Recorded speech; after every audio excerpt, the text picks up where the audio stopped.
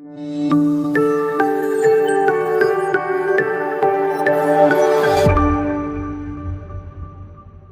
friends, welcome back to our channel Physics Tutorial. Today we are going to continue with the first chapter of plus 2 physics, that is electric charges and fields. In the last class we had discussed the Gauss's law and one of its applications. So today we will discuss the rest of the two applications and we can conclude this chapter also. So if you like the video, please like, share and subscribe. Now we can move to the video. Now we can move to the second application of Gauss's law, that is electric field due to a uniformly charged infinite plane sheet. Here we are considering a plane sheet which has infinite length and area. In the same way it is uniformly charged. So the procedure is same as that of the first one. The first one we have already discussed in the last video, right? So here we are considering a plane sheet instead of that long wire. Okay. All the other procedures are same because we are considering Gauss's law, and here we have to assume a spheric Gaussian surface. Okay. So first of all we can draw the diagram. Here we can see only a part of in plane sheet we are taking here. Okay. You understand that here it extends to infinity and this side also extends to infinity. All the four sides are extending into infinity. We are taking a small portion of plane sheet.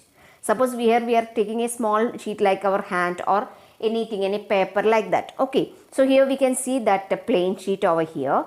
And now what we have to do? We have to apply Gauss's law. So for that we can consider a Gaussian surface. So here we are considering a Gaussian surface also in the form of a cylinder and which has an area of cross section ds. Here we can see this is the form of a cylinder we are considering, and only this portion will be included here. Okay. So that only the closed surface we will be taking for our integration, and here this is ds, this is the surface area. Now we have to find the electric field at P due to this plane sheet by using Gauss's law. So what is Gauss's law? That is integral E dot ds is equal to 1 by epsilon 0 q. So the procedures are same, so it is very easy to do now. Okay. So here we can see how many surfaces are here. Here is also a cylindrical surface. So in the similar way, in the last case we had seen that 3 surfaces were there, right? So here also 2 end surfaces are there and one cylindrical surface or this curved surface is here. So this is the third surface. This 1 and 2 are here, and only inside this portion will be included here.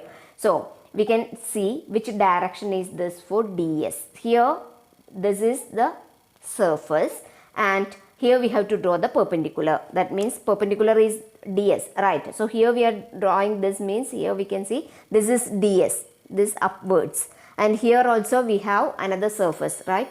So this is also coming like this. This is the surface and perpendicular is drawn like this. Okay, and here we have the surface over here and this is the perpendicular drawn here.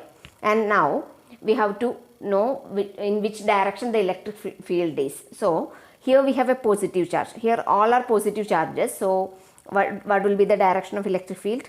Here we know that if the positive charges are placed at the center, or if the source is positive, the electric field will be outwards, right? So here the field will be coming like this. So in the same direction, and here it will be, this is the direction of ds. This is the surface, right? So here it will be in the same direction here.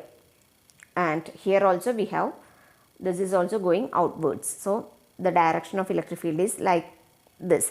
And consider these two ends. Here E and ds are in the same direction. So what will be the angle theta?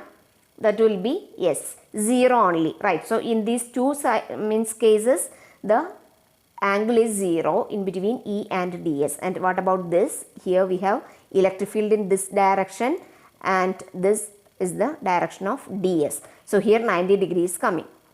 Then we can find the electric field.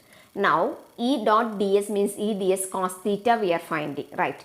Cos 90 is how much? Yes, that is 0. So this curved surface will be having the flux as 0, right? E into ds. So that will be 0. And on the two end surfaces there will be electric field passing through that.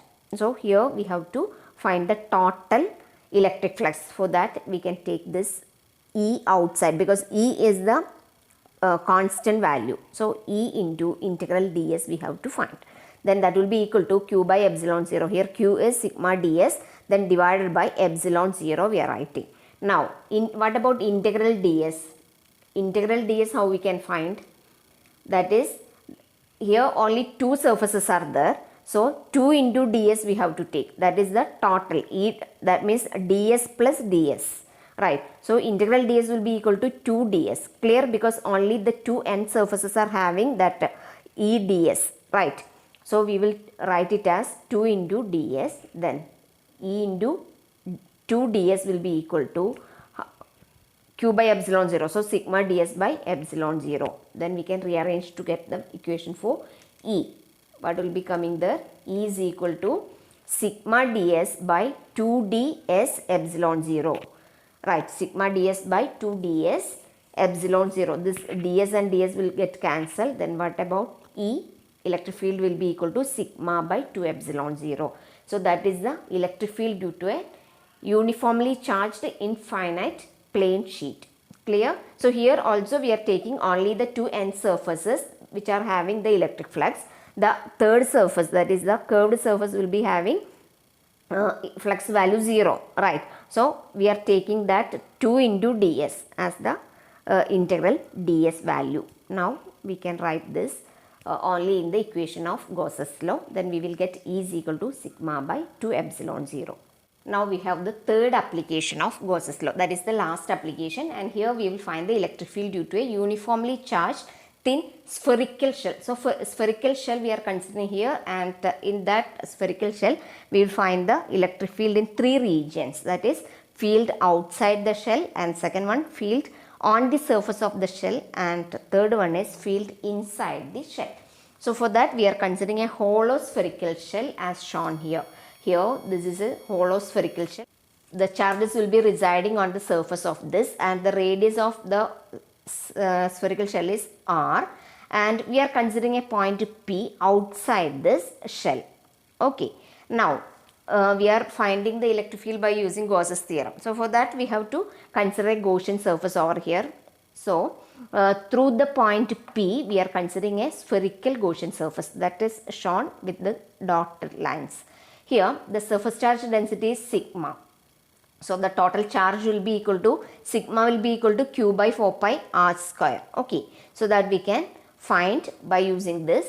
Then here we have to find the electric field. For that we will apply Gauss's law. What is Gauss's law? Integral E dot ds is equal to 1 by epsilon 0 c q. That is closed integral E dot ds is equal to 1 by epsilon 0 q. Here we can see that the direction of electric field will be outwards, because this is the spherical surface. So from the radius itself we can find the electric field, and the normal drawn, that means the ds also will be in the same direction. Right, here we can see that here electric field is as shown here, and ds is also, that means the perpendicular on the surface also is in the same direction. So E and ds are in the same direction, means angle theta will be how much? Yes, 0. So cos 0 is how much? Yes, that is 1. So instead of E dot ds we can write E ds. Okay. Now E into integral ds will be equal to 1 by epsilon 0 q. And what is ds here? Here we are finding this integral ds. Here integral ds will be 4 pi r square. Right. Then we can substitute that value. Then what we will get? E into 4 pi r square, that will be equal to 1 by epsilon 0 into q. Then E into 4 pi r square means, then we can find E. So what we will get? 1 by 4 pi epsilon 0 q by r square. We have to just rearrange this or divide this equation with 4 pi r square. Then E will be equal to 1 by 4 pi epsilon 0 q by r square. Here we can find the equation for electric field in another way also. For that we are just considering that surface charge density, that is sigma is equal to q by surface area we are taking. Right. Q by A we can take. So here area is 4 pi r square. So we can just find q from this. So what we will get? Q will be equal to 4 pi r square into sigma. Then we can just substitute this equation in the previous one. So E into 4 pi r square is equal to 1 by epsilon 0 4 pi r square sigma. So if we cancel this 4 pi and 4 pi, what we will get? E will be equal to sigma by epsilon 0 into r square by r square. So this also can be used to find the electric field due to a uniformly charged thin spherical shell on the at the outside of the shell only. Okay, this is outside the shell. So E will be equal to 1 by 4 pi epsilon 0 q by r square or sigma by epsilon 0 into r square by r square. Now we are finding the electric field on the surface of the shell. Then what will happen to the diagram? Here we can see, here we are considering this spherical shell and the radius is here. So on the surface of the shell we have the we have to find the surface. So here we are considering the point P. So what will happen here? This small letter r will be equal to capital R. Then what will happen for the equations? So the final equation E is equal to 1 by 4 pi epsilon 0 q by small r square will become E is equal to 1 by 4 pi epsilon 0 q by capital R square, right? Or the other equation for finding E is equal to sigma by epsilon 0 into r square by r square, right? R square by small r square was there. So that r square will be substituted by capital R square. So what we will get? This r square and r square will get cancelled. Then electric field will be equal to sigma by epsilon 0. So that is the case in the on the surface of the shell. So E will be equal to 1 by 4 pi epsilon 0 q by r square, capital R square, or E will be equal to sigma by epsilon 0. And inside the shell what will happen? Field inside the shell means that charge will be 0. So Q will be 0. So that Gauss's law will become phi is equal to 1 by epsilon 0 Q. Q is 0 means field also will be 0. So we can say that electric field will be 0 inside the shell. Okay. So that is all about this chapter. We can conclude it now. If you have any doubts, please comment it.